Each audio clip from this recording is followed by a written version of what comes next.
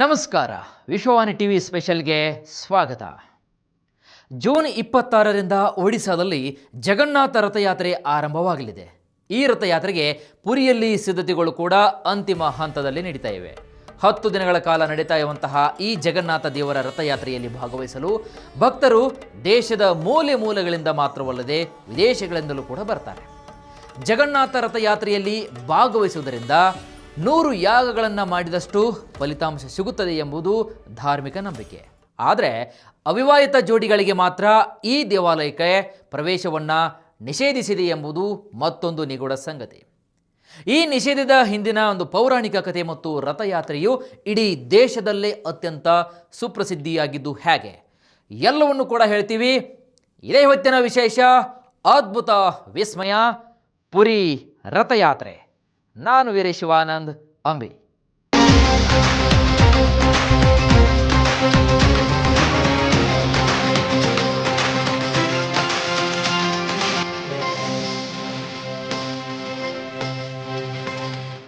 ವೀಕ್ಷಕರೇ, ನಮ್ಮ ಹಿಂದೂ ಕ್ಯಾಲೆಂಡರ್ ಪ್ರಕಾರ ಒಡಿಸ್ಸಾದ ಜಗನ್ನಾಥ ರಥಯಾತ್ರೆಯು ಆಷಾಢ ಮಾಸದ ಶುಕ್ಲ ಪಕ್ಷದ 2ನೇ ದಿನಾಂಕದಂದು ಪ್ರಾರಂಭವಾಗುತ್ತೆ.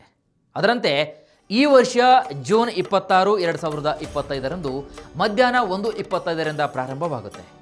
ಈ ರಥಯಾತ್ರೆಯ ಸಮಯದಲ್ಲಿ ಜಗನ್ನಾಥ ದೇವರು ತಮ್ಮ ಸಹೋದರರಾದಂತಹ ಬಲಭದ್ರ ಮತ್ತು ಸಹೋದರಿ ಸುಭದ್ರ ಅವರೊಂದಿಗೆ ರಥದಲ್ಲಿ ಪ್ರಯಾಣಿಸಿ ತಮ್ಮ ಚಿಕ್ಕಮ್ಮನ ಮನೆಯಾದಂತಹ ಗುಂಡಿಚ ಮಂದಿರವನ್ನು ತಲುಪ್ತಾರೆ. 17ನೇ ದಿನ ಜಗನ್ನಾಥ ದೇವರು ತಮ್ಮ ಅಣ್ಣನಾದಂತಹ ಮತ್ತು ಸಹೋದರಿಯೊಂದಿಗೆ ತಮ್ಮ ದೇವಸ್ಥಾನಕ್ಕೆ ವಾಪಸ್ ಹಿಂದಿರುಗ್ತಾರೆ.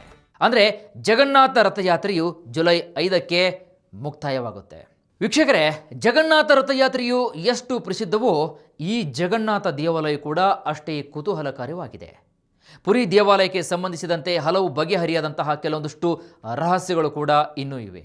ಇಲ್ಲಿಯವರೆಗೆ ಯಾರಿಗೂ ಕೂಡ ಅವುಗಳನ್ನು ಭೇದಿಸಲು ಸಾಧ್ಯವೇ ಆಗಿಲ್ಲ. ಜಗನ್ನಾಥ ದೇವಾಲಯದ ರಹಸ್ಯಗಳಲ್ಲಿ ಒಂದು, ಅವಿವಾಹಿತ ಜೋಡಿಗಳು ಈ ದೇವಾಲಯಕ್ಕೆ ಪ್ರವೇಶಿಸುವುದನ್ನು ಸಂಪೂರ್ಣವಾಗಿ ನಿಷೇಧಿಸಲಾಗಿದೆ. ಈ ನಿಯಮಕ್ಕೆ ಕಾರಣವೇನು ಎಂಬುದನ್ನು ನಾವು ಒಂದೊಂದಾಗಿ ನೋಡ್ತಾ ಹೋಗೋಣ. ಅವಿವಾಹಿತ ಜೋಡಿ ಪುರಿ ಜಗನ್ನಾಥ ದೇವಸ್ಥಾನಕ್ಕೆ ಯಾಕೆ ಭೇಟಿ ನೀಡಬಾರದು? ಪ್ರಶ್ನೆ ಮೂಡುತ್ತೆ. ಅವಿವಾಹಿತ ಜೋಡಿಗಳನ್ನು ಜಗನ್ನಾಥ ದೇವಾಲಯಕ್ಕೆ ಬಿಡಬಾರದು ಎಂಬ ನಿಯಮವಿದೆ. ಹಿಂದೆ ಒಂದು ಪೌರಾಣಿಕ ಕಥೆಯೂ ಕೂಡ ಇದೆ. ಇದು ರಾಧೆಯ ಶಾಪಕ್ಕೆ ಸಂಬಂಧಿಸಿದಂತಹ ಒಂದು ಕಥೆಯಾಗಿದ್ದು, ಒಂದು ದಂತ್ಯ ಕಥೆ ಪ್ರಕಾರ ಒಮ್ಮೆ ರಾಧೆ ಏನು ಮಾಡ್ತಾಳ ಅಂತಂದರೆ ಪುರಿ ಜಗನ್ನಾಥ ದೇವಸ್ಥಾನಕ್ಕೆ ಬಂದು ಶ್ರೀಕೃಷ್ಣನನ್ನು ಜಗನ್ನಾಥನ ರೂಪವನ್ನು ನೋಡುವಂತಹ ಬಯಕೆಯನ್ನು ವ್ಯಕ್ತಪಡಿಸ್ತಾಳಂತೆ. ಇನ್ನು ರಾಧೆ ಪುರಿ ದೇವಸ್ಥಾನವನ್ನು ಪ್ರವೇಶಿಸಿದಂತಹ ತಕ್ಷಣ ಜಗನ್ನಾಥ ದೇವಸ್ಥಾನದ ಅರ್ಚಕರು ರಾಧೆಯನ್ನು ಒಳಗಡೆ ಬರದಂತೆ ತಡೀತಾರೆ. ಆಗ ರಾಧೆ ಪುರಿ ಜಗನ್ನಾಥನ ದೇವಸ್ಥಾನಕ್ಕೆ ಯಾಕೆ ಪ್ರವೇಶ ಮಾಡಲು ಅವಕಾಶ ನೀಡ್ತಾ ಇಲ್ಲ ನನಗೆ ಅಂತ ಅರ್ಚಕರನ್ನು ಕೇಳ್ತಾಳೆ. ಆಗ ಅರ್ಚಕರು ಹೇಳ್ತಾರಂತೆ, ರಾಧಾ, ನೀನು ಶ್ರೀಕೃಷ್ಣನ ಒಂದು ಪರಮ ಪವಿತ್ರವಾದಂತಹ ಪ್ರೇಮಿ ಮಾತ್ರ, ಆದರೆ ವಿವಾಹಿತ ಮಹಿಳೆಯಲ್ಲ. ಆದ್ದರಿಂದ ನಿನಗೆ ಈ ದೇವಸ್ಥಾನದ ಒಳಗೆ ಪ್ರವೇಶ ಮಾಡಲು ಅವಕಾಶ ಇಲ್ಲ ಅಂತ ಹೇಳ್ತಾರಂತೆ ಅರ್ಚಕರು. ಇನ್ನು ಇದರಿಂದ ಕೋಪಗೊಂಡಂತಹ ರಾಧೆ ಏನು ಮಾಡ್ತಾಳೆ ಗೊತ್ತಾ? ಜಗನ್ನಾಥ ದೇವಸ್ಥಾನವನ್ನು ಶಪಿಸ್ತಾಳಂತೆ. ಜಗನ್ನಾಥ ದೇವಸ್ಥಾನಕ್ಕೆ ಪ್ರವೇಶಿಸಲಂತಹ ಪ್ರಯತ್ನಿಸುವಂತಹ ಯಾವುದೇ ಅವಿವಾಹಿತ ಜೋಡಿಗಳು ಇನ್ಮುಂದೆ ಜೀವನದಲ್ಲಿ ತಮ್ಮ ಪ್ರೀತಿಯನ್ನು ಕಳೆದುಕೊಳ್ಳುವಂತಾಗಲಿ, ಅವರು ಯಾವತ್ತೂ ಕೂಡ ಒಂದು ಆಗಬಾರ್ದು, ಆ ರೀತಿಯಾಗಿ ಇರಲಿ ಅಂತ ರಾಧಾ ಶಾಪವನ್ನು ಹಾಕ್ತಾಳಂತೆ. ಹಾಗಾಗಿ ಅಂದಿನಿಂದ ಅವಿವಾಹಿತ ಜೋಡಿಗಳು ಪುರಿ ಜಗನ್ನಾಥ ದೇವಸ್ಥಾನಕ್ಕೆ ಪ್ರವೇಶ ಮಾಡುವುದನ್ನು ಸಂಪೂರ್ಣವಾಗಿ ನಿಷೇಧಿಸಲಾಗಿದೆ ಅಂತ ಹೇಳಲಾಗ್ತಾ ಇದೆ. ಪುರಿ ಜಗನ್ನಾಥನ ದೇವಸ್ಥಾನದಲ್ಲಿವೆ 3 ಅದ್ಭುತ ರಥಗಳು. ಜಗನ್ನಾಥನ ಈ ರಥಯಾತ್ರೆಯು ಇಷ್ಟೊಂದು ಪ್ರಖ್ಯಾತಿಯನ್ನು ಪಡೆಯಲು ಪ್ರಮುಖ ಕಾರಣ ಇಲ್ಲಿರ್ತಕ್ಕಂತಹ ಪ್ರಮುಖ ಆ 3 ರಥಗಳು. ಅವುಗಳನ್ನು ಒಂದೊಂದಾಗಿ ನಾವು ನೋಡ್ತಾ ಹೋಗೋಣ. ಆ ರಥಗಳ ವೈಶಿಷ್ಟ್ಯ ಹೇಗಿದೆ, ಯಾವ ರೀತಿಯಾಗಿ ನಿರ್ಮಿಸಲಾಗಿದೆ, ಒಂದೊಂದು ರಥದ ಹಿನ್ನೆಲೆ ಏನಂತ ನೋಡಿದಾಗ, ಮೊದಲನೆಯದಾಗಿ ಪ್ರಮುಖವಾದಂತಹ ರಥ ಜಗನ್ನಾಥ ರಥ. ರಥದ ಹೆಸರು ನಂದಿಘೋಷ. ರಥದ ಪರ್ಯಾಯ ಹೆಸರು ಗರುಡಧ್ವಜ, ಕಪಿಧ್ವಜ. ಇನ್ನು ರಥದ ಚಕ್ರಗಳ ಸಂಖ್ಯೆ 16. ರಥವನ್ನು ತಯಾರಿಸಲು ಬಳಸಲಾದಂತಹ ಒಟ್ಟು ಮರದ ತುಂಡುಗಳ ಸಂಖ್ಯೆ 832. ಇನ್ನು ರಥದ ಎತ್ತರ 44.2 ಅಡಿ ಎತ್ತರವಿದೆ. ಇನ್ನು ರಥದ ಉದ್ದ ಮತ್ತು ಅಗಲ ನೋಡಿದಾಗ 34.6 ಉದ್ದ ಮತ್ತು ಅಗಲ ಆಗಿದೆ. ರಥದ ಬಣ್ಣಗಳು ನೋಡಿದಾಗ ಕೆಂಪು, ವಿಷ್ಣುವಿಗೆ ಸಂಬಂಧಿಸಿದಂತಹ ಹಳದಿ ಬಣ್ಣ. ಗಾರ್ಡಿಯನ್ ಅಂದರೆ ರಥದ ರಕ್ಷಕ, ಗರುಡ ಪಕ್ಷಿ. ಇನ್ನು ರಥದ ಸಾರಥಿ ದಾರುಕ. ಧ್ವಜದ ಹೆಸರು ತ್ರೈಲೋಕ್ಯ ಮೋಹಿನಿ. ಧ್ವಜದ ಲಾಂಛನ ತಾಳೆಯ ಮರ. ರಥದ ಕುದುರೆಗಳ ಹೆಸರು ಶಂಖ, ಬಲಹಾಕ, ಶ್ವೇತ, ಹರಿಧ್ವಜ ಕುದುರೆಗಳ ಈ ಒಂದು ಕುದುರೆಗಳ ಪ್ರಮುಖ ಹೆಸರುಗಳು. ರಥದ ಬಣ್ಣ ಬಿಳಿಯಾಗಿರುತ್ತೆ. ರಥದ ಹಗ್ಗದ ಹೆಸರು ಶಂಖಚೂಡನಾಗಿನಿ. ಇನ್ನು ಜೊತೆಯಲ್ಲಿರ್ತಕ್ಕಂತಹ ದೇವತೆ ಮದನ ಮೋಹನ. ಇನ್ನು ರಥದ ದ್ವಾಲಪಾಲಕರ ಹೆಸರು ಜಯ, ವಿಜಯ. ರಥದಲ್ಲಿರ್ತಕ್ಕಂತಹ ಅದಿನ ದೇವತೆಗಳು ಪಂಚಮುಖಿ ಮಹಾಬೇರ್, ಹರಿಹರ, ಮಧುಸೂದನ, ಗಿರಿಧರ, ಪಾಂಡು ನರಸಿಂಗ, ಚಿಂತಾಮಣಿ ಕೃಷ್ಣ, ನಾರಾಯಣ, ಛತ್ರಭಂಗ ರವನ, ಹನುಮಂತನ ಮೇಲೆ ಕುಳಿತ ರಾಮ. ಇದು ಜಗನ್ನಾಥ ರಥದ ಒಂದು ವೈಶಿಷ್ಟ್ಯತೆ ಮತ್ತು ಜಗನ್ನಾಥ ರಥದ ಒಂದು ಪ್ರಮುಖವಾದಂತಹ ಒಂದು ಮಾಹಿತಿ.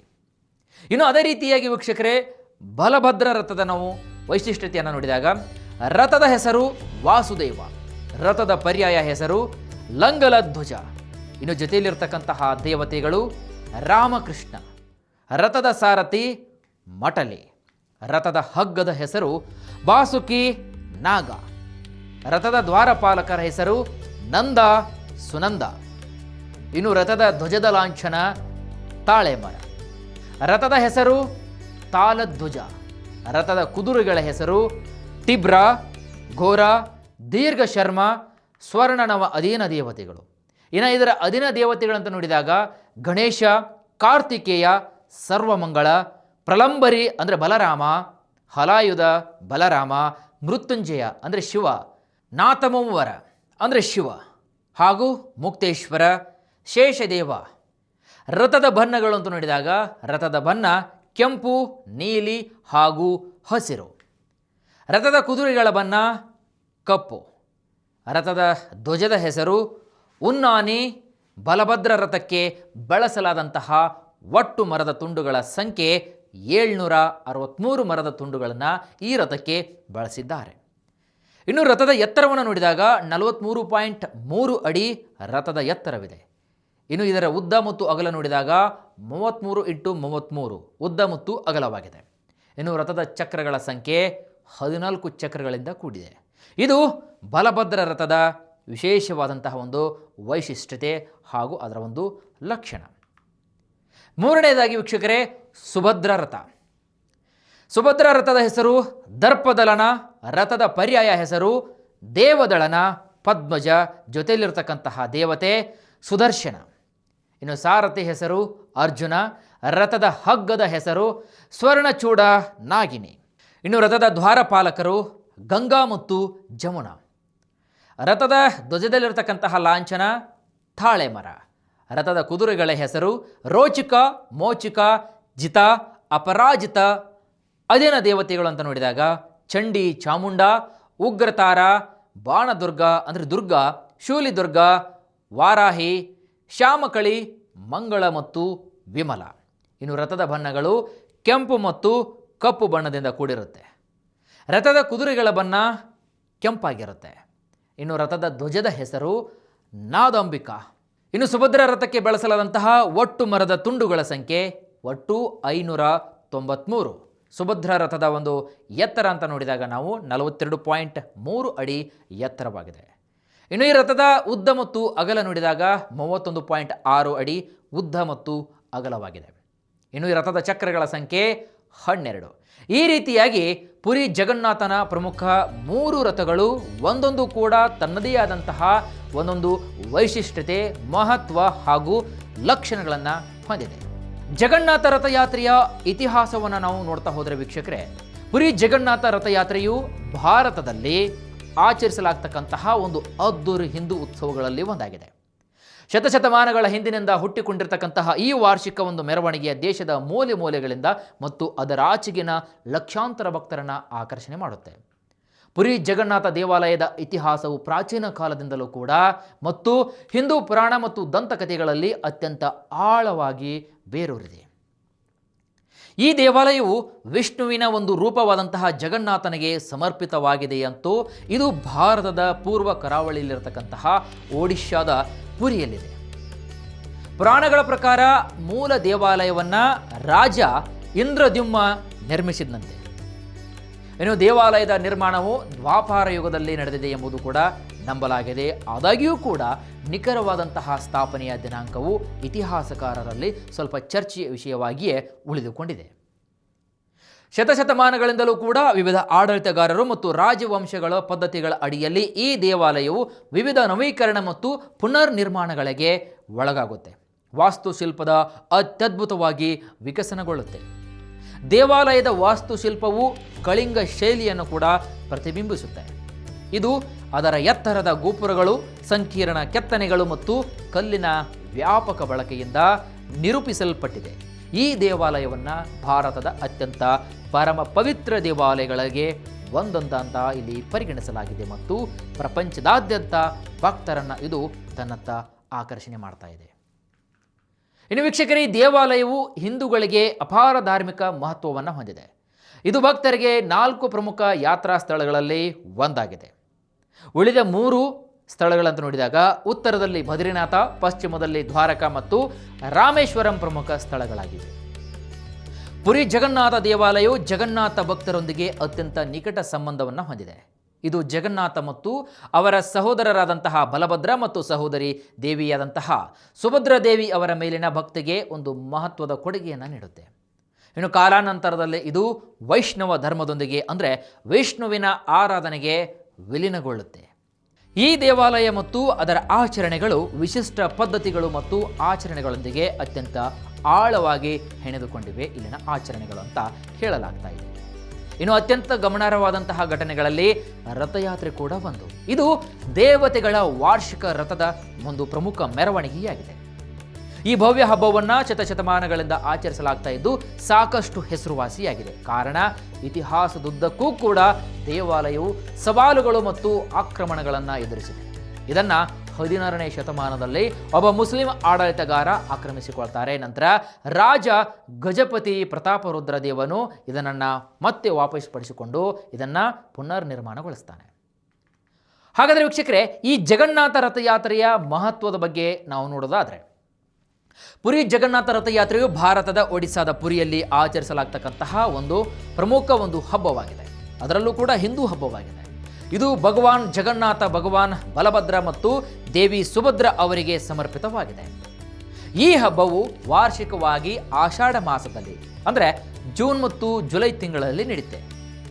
ಹಬ್ಬದ ಪ್ರಮುಖ ಅಂಶ ಅಂತ ನೋಡಿದಾಗ ರಥಗಳಲ್ಲಿ ದೇವತೆಗಳ ಒಂದು ದೊಡ್ಡ ಭವ್ಯ ಮೆರವಣಿಗೆ, ರಥಗಳು ಅಂತ ಇಲ್ಲಿ ಕರೆಯಲ್ಪಡ್ತಕ್ಕಂತಹ ಈ ರಥಗಳನ್ನು ಪ್ರತಿ ವರ್ಷವೂ ಸಂಕೀರ್ಣವಾಗಿ ವಿನ್ಯಾಸಗೊಳಿಸಿ ನಿರ್ಮಿಸಲಾಗುತ್ತೆ.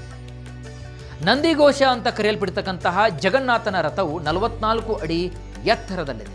ಇನ್ನು ಭಕ್ತರು ರಥಗಳ ಹಗ್ಗಗಳನ್ನು ಎಳೆಯುವುದೇ ಇಲ್ಲಿನ ಒಂದು ಮನಮೋಹಕ ದೃಶ್ಯವಾಗಿದೆ. ಅಷ್ಟೊಂದು ದೊಡ್ಡದಾದಂತಹ ಹಗ್ಗವನ್ನು ಎಲ್ಲರೂ ಕೂಡ ಸಮಾಗಮವಾಗಿ ಆ ಒಂದು ರಥದ ಹಗ್ಗವನ್ನು ಎಳಿತಾರೆ.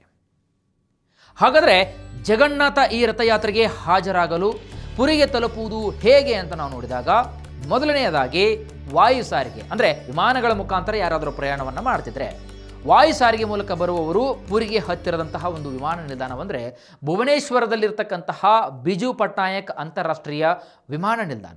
ಇದು ಸುಮಾರು 60 ಕಿಲೋಮೀಟರ್ ದೂರದಲ್ಲಿದೆ. ವಿಮಾನ ನಿಲ್ದಾಣದಿಂದ ನೀವು ಟ್ಯಾಕ್ಸಿಯನ್ನು ಬಾಡಿಗೆ ಪಡೆದುಕೊಳ್ಳಬಹುದು ಅಥವಾ ಮುಂಗಡವಾಗಿ ಬುಕ್ ಮಾಡಿದ ಕ್ಯಾಬ್ ಮೂಲಕ ನೀವು ಪುರಿಗೆ ಹೋಗಬಹುದು. ಮತ್ತು ಇನ್ನು ಟ್ರಾಫಿಕನ್ನು ಅವಲಂಬಿಸಿ ಡ್ರೈವ್ ಸಾಮಾನ್ಯವಾಗಿ 1.5 ಗಂಟೆಗಳ ಕಾಲ ಅಥವಾ 2 ಗಂಟೆಗಳ ಕಾಲ ತೆಗೆದುಕೊಳ್ಳುತ್ತೆ. ಇದು ಇಲ್ಲಿ ಸರ್ವೇ ಸಾಮಾನ್ಯವಾದಂತಹ ಒಂದು ವಾತಾವರಣ. ಇನ್ನು ರೈಲಿನಲ್ಲಿ ಬರ್ತಕ್ಕಂತಹ ಪ್ರಯಾಣಿಕರು, ಪುರಿಯು ಭಾರತದಾದ್ಯಂತಹ ಪ್ರಮುಖ ನಗರಗಳಿಂದ ನಿಯಮಿತವಾದಂತಹ ರೈಲುಗಳೊಂದಿಗೆ ಉತ್ತಮ ಸಂಪರ್ಕವನ್ನು ಹೊಂದಿರತಕ್ಕಂತಹ ರೈಲು ನಿಲ್ದಾಣವನ್ನು ಕೂಡ ಹೊಂದಿದೆ. ನೀವು ರೈಲ್ವೆ ವೇಳಾಪಟ್ಟಿಯನ್ನು ಪರಿಶೀಲನೆ ಮಾಡಬಹುದು ಮತ್ತು ನಿಮ್ಮ ಟಿಕೆಟ್ಗಳನ್ನು ಮುಂಚಿತವಾಗಿ ಇಲ್ಲಿ ಕಾಯ್ದಿರಿಸಬಹುದು. ಪುರಿ ರೈಲು ನಿಲ್ದಾಣವು ಜಗನ್ನಾಥ ದೇವಾಲಯದಿಂದ ಸ್ವಲ್ಪ ದೂರದಲ್ಲಿದ್ದು ಕೂಡ ಇದು ರಥಯಾತ್ರೆಗೆ ಹಾಜರಾಗ್ತಕ್ಕಂತಹ ಭಕ್ತರಿಗೆ ಅತ್ಯಂತ ಅನುಕೂಲಕರವಾಗಿರ್ತಕ್ಕಂತಹ ಒಂದು ಪ್ಲಾಟ್ಫಾರ್ಮ್ ಅಂತಲೇ ಹೇಳ್ಬೋದು. ಇನ್ನು ರಸ್ತೆ ಸಾರಿಗೆ ಮೂಲಕ ಬರತಕ್ಕಂತಹ ಭಕ್ತರು, ಪುರಿಯು ಒಡಿಶಾದ ವಿವಿಧ ನಗರಗಳು ಮತ್ತು ಪಟ್ಟಣಗಳಿಗೆ ಮತ್ತು ನೆರೆಯ ರಾಜ್ಯಗಳಿಗೆ ರಸ್ತೆ ಮೂಲಕ ಸಂಪರ್ಕವನ್ನು ಹೊಂದಿದೆ. ಇನ್ನು ಪುರಿಗೆ ನಿಯಮಿತ ಸೇವೆಗಳನ್ನು ಒದಗಿಸ್ತಕ್ಕಂತಹ OSRTC ಬಸ್ಗಳು ಅಥವಾ ಖಾಸಗಿ ಬಸ್ಗಳನ್ನು ನೀವು ಆಯ್ಕೆ ಮಾಡಬಹುದು. ನೀವು ಹೆಚ್ಚಿನ ಸೌಕರ್ಯ ಬೇಕಂತಂದರೆ ಇಲ್ಲಿ ನೀವು ಟ್ಯಾಕ್ಸಿಗಳನ್ನು ಕೂಡ ಬಾಡಿಗೆ ಪಡೆದುಕೊಂಡು ಅಥವಾ ನಿಮ್ಮ ಸ್ವಂತ ವಾಹನಗಳನ್ನು ಬಳಸಿಕೊಂಡು ಪುರಿಗೆ ಹೋಗಬೇಕಾಗುತ್ತೆ. ಒಟ್ಟಿನಲ್ಲಿ ವೀಕ್ಷಕರೇ, ಕೊನೆಯದಾಗಿ ಹೇಳುವುದಾದರೆ ಪುರಿ ಜಗನ್ನಾಥ ರಥಯಾತ್ರೆಯು ಆಳವಾದಂತಹ ಐತಿಹಾಸಿಕ, ಧಾರ್ಮಿಕ ಮತ್ತು ಸಾಂಸ್ಕೃತಿಕ ಮಹತ್ವವನ್ನು ಹೊಂದಿರತಕ್ಕಂತಹ ಒಂದು ಭವ್ಯ ಮತ್ತು ಪವಿತ್ರ ಹಿಂದೂ ಉತ್ಸವವಾಗಿದೆ. ಈ ವಾರ್ಷಿಕ ಮೆರವಣಿಗೆಯು ದೇಶದ ಮೂಲೆ ಮೂಲೆಗಳಿಂದ ಲಕ್ಷಾಂತರ ಭಕ್ತರನ್ನು ಆಕರ್ಷಿಸುತ್ತೆ. ಭಗವಾನ್ ಜಗನ್ನಾಥ, ಬಲಭದ್ರ ಮತ್ತು ದೇವಿ ಸುಭದ್ರರ ಭವ್ಯ ರಥಯಾತ್ರೆಯನ್ನು ವೀಕ್ಷಿಸಲು ಈ ಉತ್ಸವವು ಈ ಪ್ರದೇಶದ ಅಚಲ ನಂಬಿಕೆ ಮತ್ತು ಭಕ್ತಿ ಮತ್ತು ರೋಮಾಂಚಕ ಸಂಪ್ರದಾಯಗಳನ್ನು ಪ್ರದರ್ಶನ ಮಾಡುತ್ತೆ. ರಥಯಾತ್ರೆಗೆ ಹಾಜರಾಗುವುದು ಮತ್ತು ಆಧ್ಯಾತ್ಮಿಕ ಉತ್ಸಾಹದಲ್ಲಿ ಮುಳುಗಲು, ಪ್ರಾಚೀನ ಪದ್ಧತಿಗಳಿಗೆ ಸಾಕ್ಷಿಯಾಗಲು ಮತ್ತು ಪುರಿಯ ಶ್ರೀಮಂತ ಸಾಂಸ್ಕೃತಿಕ ಪರಂಪರೆಯನ್ನು ಅನುಭವಿಸಲು ಒಂದು ಅವಕಾಶವನ್ನು ಒದಗಿಸುತ್ತದೆ. ಇದಾಗಿತ್ತು ಇವತ್ತಿನ ವಿಶೇಷ. ಮತ್ತಷ್ಟು ವೈವಿಧ್ಯಮಯ ಸುದ್ದಿಗಳಿಗಾಗಿ ನೋಡ್ತಾ ಇರಿ ವಿಶ್ವವಾಣಿ ಟಿವಿ ಸ್ಪೆಷಲ್. ನಮಸ್ಕಾರ.